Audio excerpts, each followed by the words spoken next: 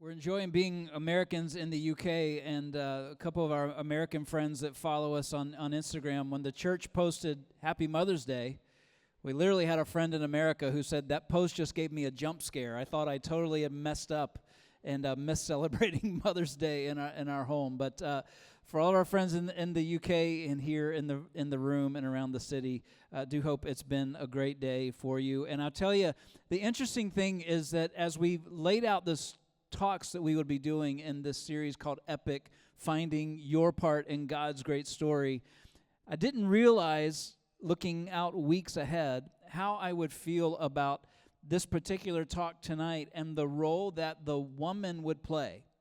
As I have gone back, as I've said I would do, and read back over the stories of Genesis, and we're looking at another story from Abraham's life tonight, I have to tell you, I have been startled myself, maybe startled's not the right word, but certainly surprised at how great a role Abraham's wife Sarah plays in the story.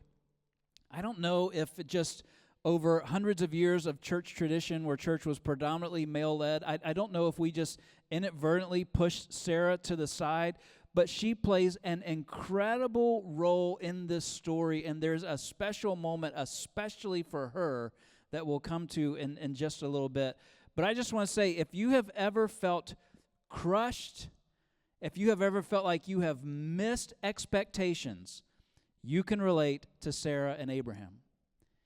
If you've ever considered making that big transition, not knowing what was ahead of you and what's going to happen, you can relate to Sarah and Abraham. If you've ever felt like, finally in my life, I've got everything I've ever wanted, and then been asked or maybe even forced to give it up, then you can relate to Sarah and Abraham. If you just feel like you've missed it, you haven't lived up to your name, things haven't gone the way you thought they should, you can relate to Sarah and Abraham. Remember the story of Abraham. So many people believe that the story of Abraham, or just kind of inadvertently think, oh, it starts in Genesis 12, when Abraham's been told that he will be blessed to be a blessing, and we get those first covenant words from God. But remember, the story of Abraham begins in Genesis 11, when we are told his wife Sarah is barren. His name means exalted father. It would be changed from Abram to Abraham to mean a father of multitudes. And yet here is a man that's not living up to his name. And then God meets him at the point of his circumstance and says, I'll give you a family. I will make your name great. You'll be a great nation. You'll be blessed to be a blessing to all the world. Abraham is in his 70s when God speaks. He doesn't have a child. Life happens, trials and failures. God's given him that covenant word. He goes about his life. Something happens. God expands the covenant. Lives and trials and victories. God expands the covenant. Life, trials, failures. God expands the covenant. But yet he still does not have a child. Thinking on this talk, even not realizing it would be Mother's Day, I can't help but go back in my own mind to the moments when our sons were born. I mean, I'll never forget those moments. I'll never forget the moments of being the dad with both of them. There were just kind of some interesting challenges around the moments of their births, lots of circumstances and things going on. And I remember Angela being taken down the hall as she's going into the delivery room, and then they take me into a room, and they give me like my own really attractive scrubs to wear. You know, they're these like blue papery things that I'm putting on over top, and I go and I'm taken through like the secret dad doorway to be able to get into the room, and I'm there with Angela, and as everything happens, I'm so excited. Our sons are here. Our first son comes. They put him in my arms. Never forget that moment where I was able to just sing over him.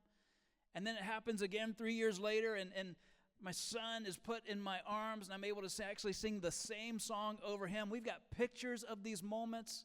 We even have a picture of the moment when Wesley, our youngest son, is born. Will comes up onto the bed a little while later with his mom and with me. We've got that picture of the first time the four of us are all together, and then Will turns to us and says, I think we should sing a song. So we're singing over his little brother. I mean, I remember how precious are those moments of childbirth. I remember the people who came to visit and celebrate with us. I remember growing up over the years and and as adults and having adult friends, or we would go and visit our friends in the hospital celebrating when their kids are born. I mean, you do this over and over. It's part of the life of a family, part of the life of a community, part of the life of a church.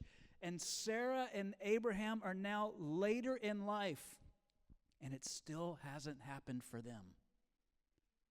And they've got to feel the weight of that. A life that's missing out on expectations, unmet expectations, not living up to what they thought was going to happen. That's Abram, and that's Sarah. God's given them a promise, and it hasn't happened yet. And so they decide to take matters into their own hands, and it goes horribly wrong. Before we get to the story of what happens with Abraham and Isaac, I want to just touch for a moment, if I can, on the story of Abraham and Sarah and Ishmael. So Sarah has a servant named Hagar. Says she approaches Abraham and says, listen, this is not happening. I'm not able to give you a son. I'm not able to give you a child. And so I want you to take Hagar and see if you can make it happen with her. And so sure enough, Abraham goes with Hagar, and she is able to produce for him a son. And then something happens. The scriptures say that Hagar begins to sort of look down on Sarah. Basically, she seems to be kind of walking around with this air of, I was able to give him a son, and you were not. Listen, Abraham and Sarah had not thought this through on so many levels. They have tried to take matters into their own hands. The original Muslims trace their history back to Ishmael. Their origin is from this moment where Sarah and Abraham take matters into their own hands, where they don't follow God, where they try to force the promise and covenant of God to come true. This isn't the plan that God had. So knowing that Muslims trace their history back here, God must not like Muslims very much, right? No, nothing could be further from the truth. You see, we have Jews and Christians and Muslims that all trace their history back to Abraham, but Abraham didn't start any of the religions. Abraham didn't start Christianity. He didn't even start a Jewish religion. He didn't start Islam. Rather, the promise of God has come to this man that salvation would come to the whole world through him. It's not going to be about any religion. It's going to be about God sending his one and only Son. And what everyone has to understand, what anyone must surrender, is that salvation comes through none other than Jesus. No one achieves salvation by doing things their own way or making up their own truth. Salvation only comes from believing in God's way, and his name is Jesus. God's way cost him his only Son, and the death of Jesus and his resurrection confirmed that he is the way, the truth, and the life. And through this covenant promise that first came to Abraham, this promise that was fulfilled in Jesus, salvation has come to all people, to Jew, to Greek, to Arab, to Muslim, to African, to Scottish, to Italian, to American, even the English. Everyone can receive the salvation. I knew that joke would kind of bit nervous laughter in the room. Salvation has come to everyone. Not about religion, it's about relationship. God is not willing that any should perish, not a single person on this earth. He loves the Muslim and the Jew and every single one of us. He loves us without labels. He loves us because he created us and he sent his only Son to die for us. And years after the birth of Ishmael and all that happens, God appears to Abraham and says this about Sarah. Listen to this, Genesis 17:16. I don't think we have it on the screen, but just listen. This is so important. I will bless her. I will give you a son by her. She shall become nations.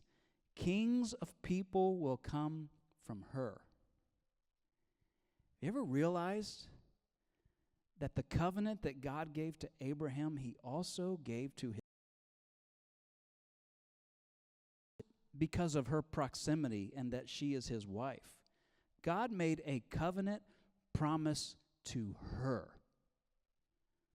Listen, Abraham, I know you guys tried to take things into your own hands. But I'm going to make sure that my promise and my covenant is fulfilled in a way that nobody can take credit. It's going to be so clear that this is from me. Watch what I'm going to do. Give you a son by her. She will become nations. Kings of people will come from her. And what is Abraham's response? You got to love it. Abraham fell on his face and laughed and said to himself, shall a child be born to a man who is 100 years old? God, I have some questions about how this might work. Shall Sarah, who is 90 years old, bear a child? This is 14 years after the birth of Ishmael. 14 years goes by, and God visits Abraham again. It's a surprise visit. They don't have any food prepared. Abraham sends Sarah into the tent and says, listen, we got some special visitors. I need you to go make something. Make some cakes or something. And so she said, okay, I'll go. I'll take care of it. So Sarah is sent away into a tent. And Abraham is outside talking to these visitors. He knows he's once again being visited by God. And the visitors tell him, this time next year, I will be back to visit your newborn son.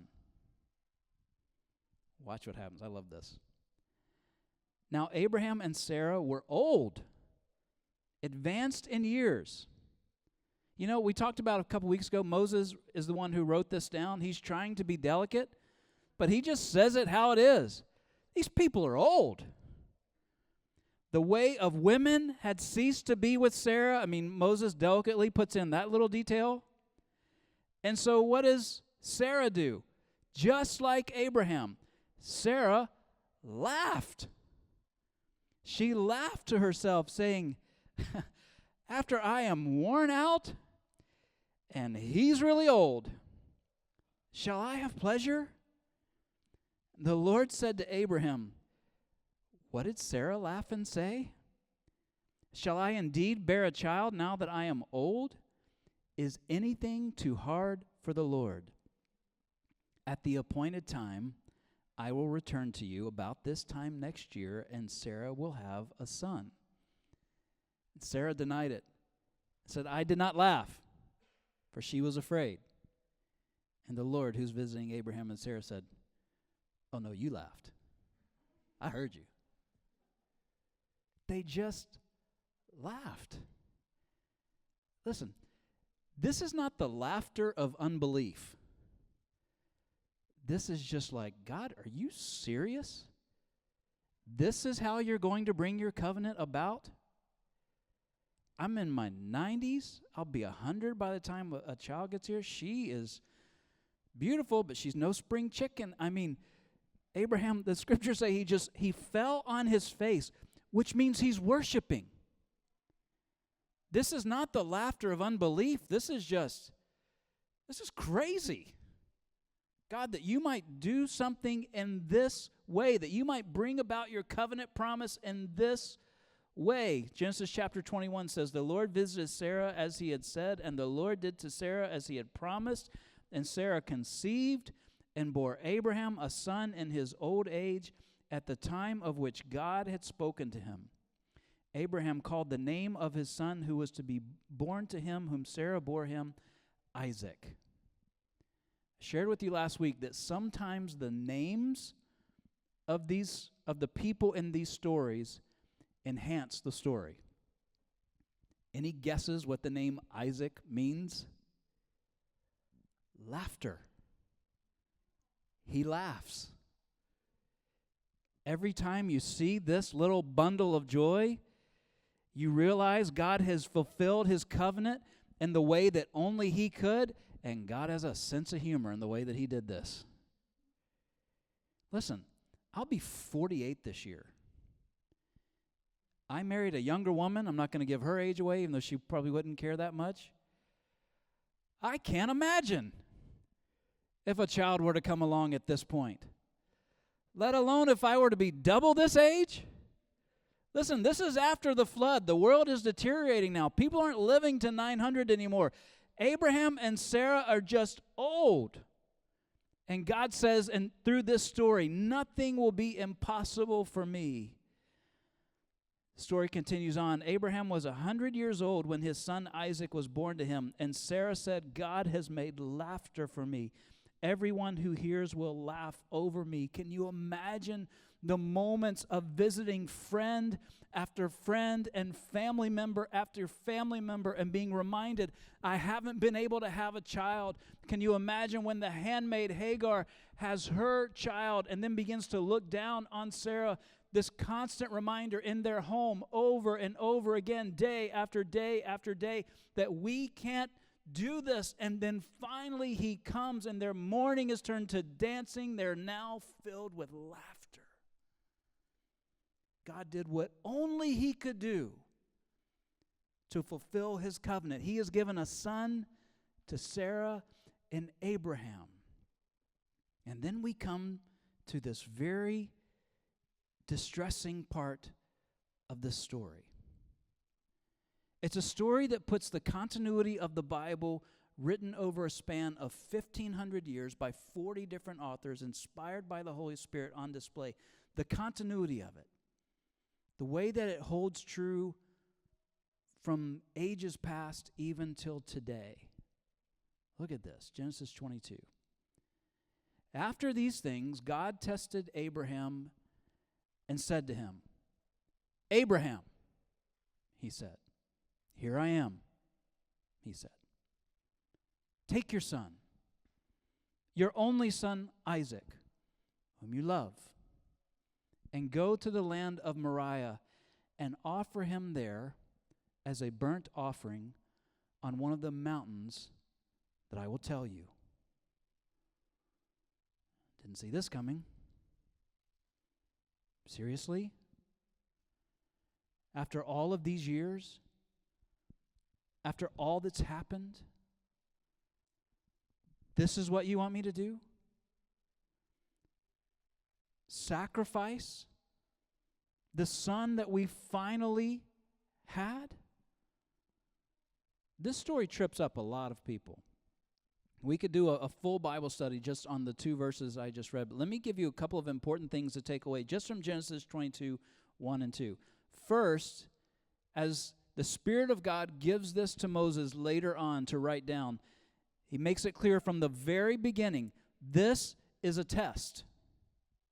Now, Abraham didn't know it was a test, but that's what it is. It's a test. It's important that we understand that that's all it is. It's a test. Another thing that trips people up is that Isaac is referred to as Abraham's only son. Yet we know he has Ishmael. Now, this is important. Ishmael also receives a blessing. That great nation will come from him, that he would be established. But he is not the one that the Savior is going to come through. He's not the one that's going to bring about the covenant promise that God made to Abraham. So what does this mean that Isaac is his only son? Isaac is his unique son. He's the son of the promise that God gave uniquely to Abraham and Sarah. He's the son that allows this covenant to be fulfilled. If I could borrow a phrase from the New Testament, Isaac is Abraham's only begotten son, whom you love. This is the first time the word love is used in the Scriptures.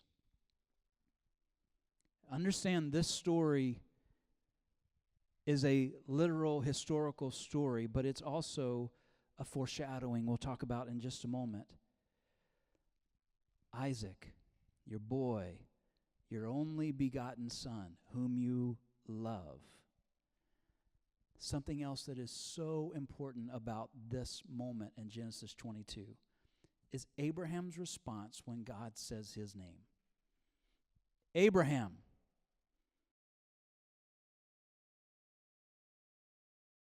Uses is the word hineni. It means, I'm ready. I'm here. You have my full attention. So Abraham begins to obey God. God has given him this command, sacrifice your son. So he went and he cut and he bundled some firewood for the sacrifice, and it would be a 3-day journey. So immediately cut some wood, put it on the donkey, couple servants, Abraham, Isaac, and they begin this 3-day journey to Mount Moriah. And what most people believe is that the mountain that God shows them is somewhere near, or perhaps even is, the place where the temple in Jerusalem would sit today. Today, the Dome of the Rock is in that place. That's Mount Moriah. In Genesis chapter 22, verse 5, Abraham says to his young men, stay here with the donkey. I and the boy will go over there and worship and come again to you.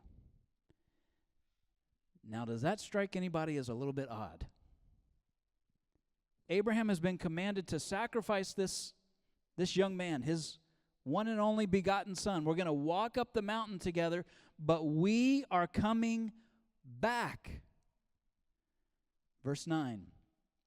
When they came to the place of which God had told him, Abraham built the altar there and laid the wood in order and bound Isaac his son and laid him on the altar on top of the wood. Now hang on, before we read any further, here's what you need to know. Most people believe at this point, Isaac is somewhere between 25 and 37 years old. And his dad has now laid him on the altar.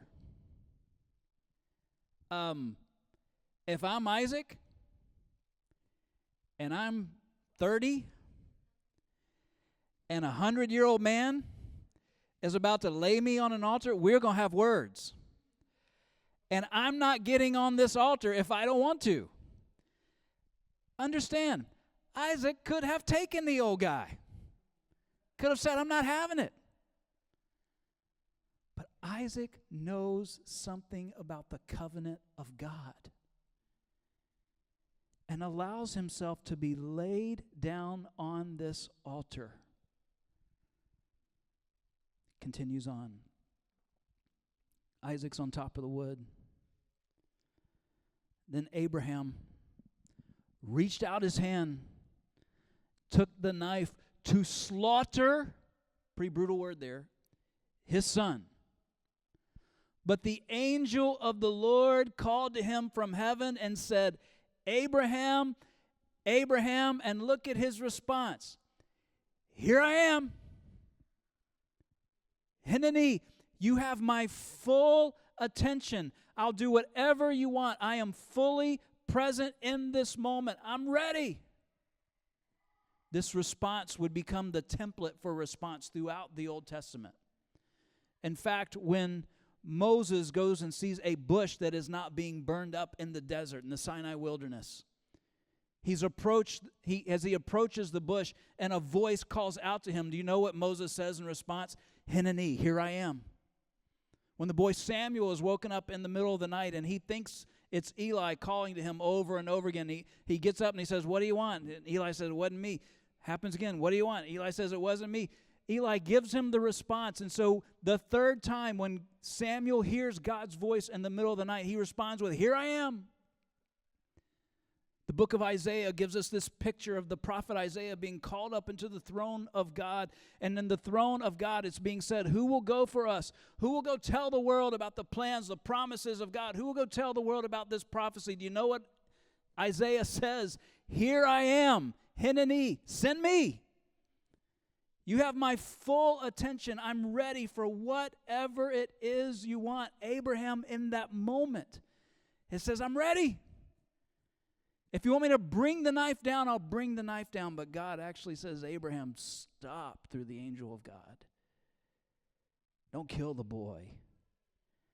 And God stops him in the middle of this test. And can you imagine the relief for both Abraham and Isaac as he unbounds him, and Isaac comes off of that altar and off now in a thicket on the side of the hill. A ram is caught up in the thorns. And Abraham and Isaac go and they grab that ram, and they actually make the ram the sacrifice that day. And verse 14 says of Genesis 22, so Abraham called the name of that place Jehovah Jireh. The Lord will provide. As it is said to this day, on the mount of the Lord it shall be provided. I don't know if you've heard this name for God before, Jehovah Jireh. The Lord will provide. I think it's too often associated again with financial provision. Jehovah Jireh, God will provide for your financial need, but poverty has never been a part of Abraham's story. In fact, we know Abraham, his entire story, he is a wealthy man stepping into even more wealth time after time. What does Jehovah Jireh mean? It means God has given Abraham a task, and now he has provided for him to see it through. So the way that I like to say the name Jehovah Jireh, what it means is actually so much more than the Lord will provide. It's the Lord will see it through. Whatever he's asked you to do, whatever he puts on your heart to do, whether it's kindness for someone you don't know, whether it's something that you're called to do in your community or in your family or in your neighborhood or wherever it is, if God puts it on your heart to do, no matter how difficult, no matter how hard, I can promise you, if you will step in faith and obedience to the next part that you can see, the Lord will help you. The Lord will see it through. Our part is to obey in faith. We don't know the outcome. We have only to move forward with wholehearted confidence in the unfailing love and power of God. That's faith. Wholehearted confidence in the unfailing love and power of God. I love that later on in the New Testament, when the writer of Hebrews is looking back on the great heroes of the faith, who saw the covenant through even before Jesus was brought to the earth. Verse 11 of Hebrews chapter 11 says this, by faith, Sarah. This chapter by some over the years has been called God's Hall of Faith. Not God's Hall of Fame, but God's Hall of Faith. And there's a woman there, and her name is Sarah. She received power to conceive even when she was past the age, since she considered him faithful who had promised. She is as much a part of this story as he is. The promise comes as much to her as it does to him. What's going through Abraham's mind when he says to those servants, Isaac and I are going to go up on this hill and worship, and then we're going to come back? Hebrews tells us. He considered, verse 19 of Hebrews 11, Abraham considered, that God was able even to raise him from the dead, that would be Isaac, from which, figuratively speaking, he did receive him back. This literal story, this historic story, foreshadows, figuratively, the story of salvation. But what faith that Abraham had. I mean, he's been walking with God now for decades.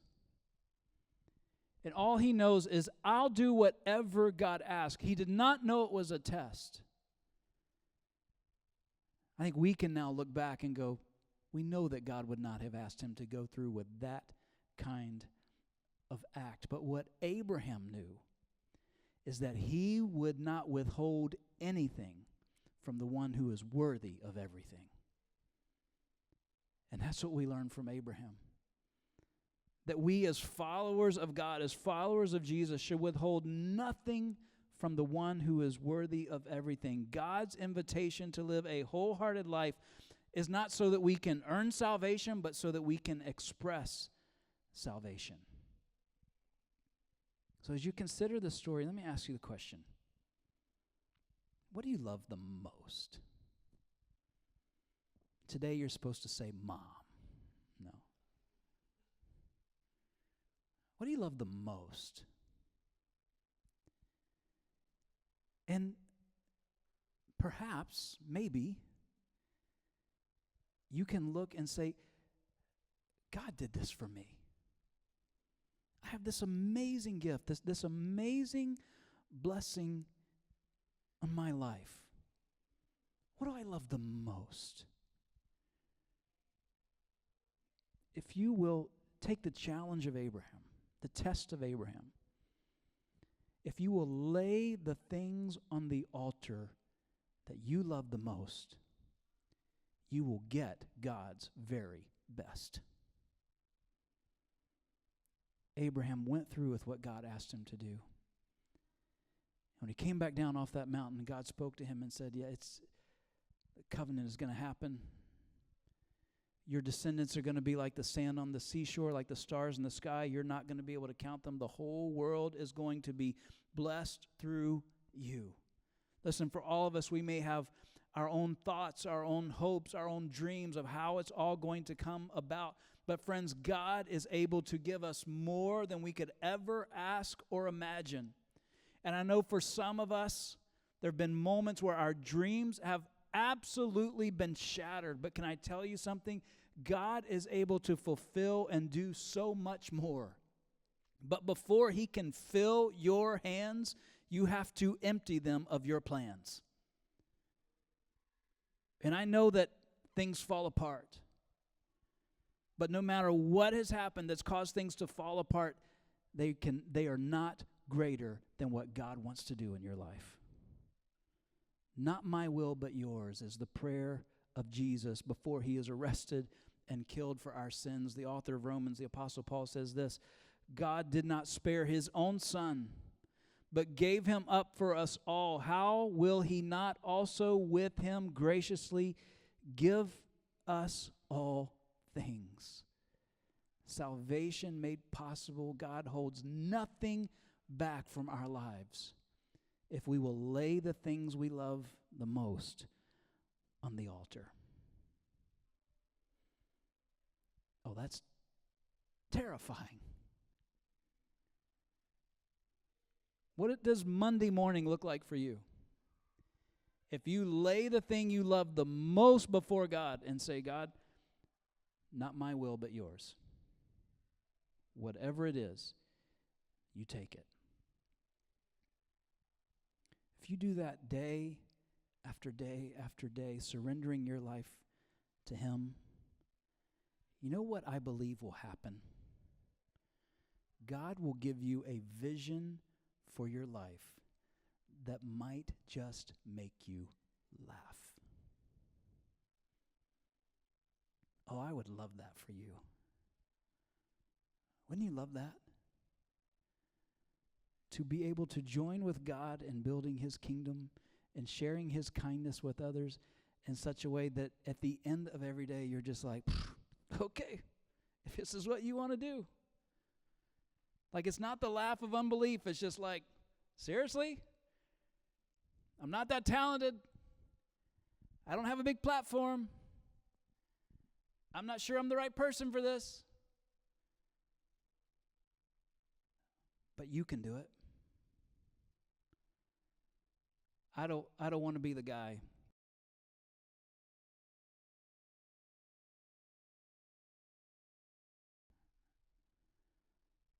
I want to be the guy who every day says, God, for you to bring about your plans for my life, you've got what it takes. And I'm here fully surrendered. Friends, because of Jesus, you are enough. because of Jesus, you will meet every expectation if you'll be willing to lay on the altar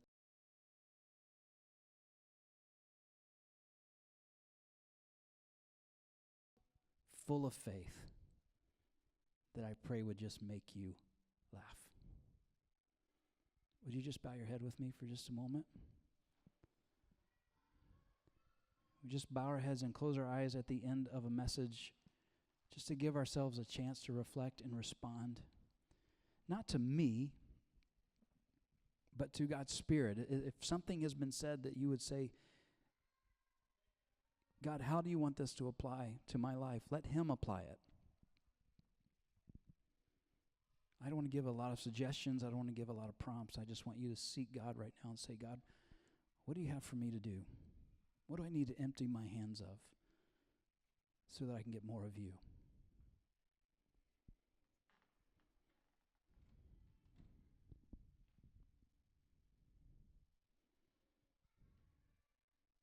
And just with heads bowed and eyes closed, I just want to point out a couple of things. And if you've already received salvation through Jesus, this is a great time just to thank Him for it.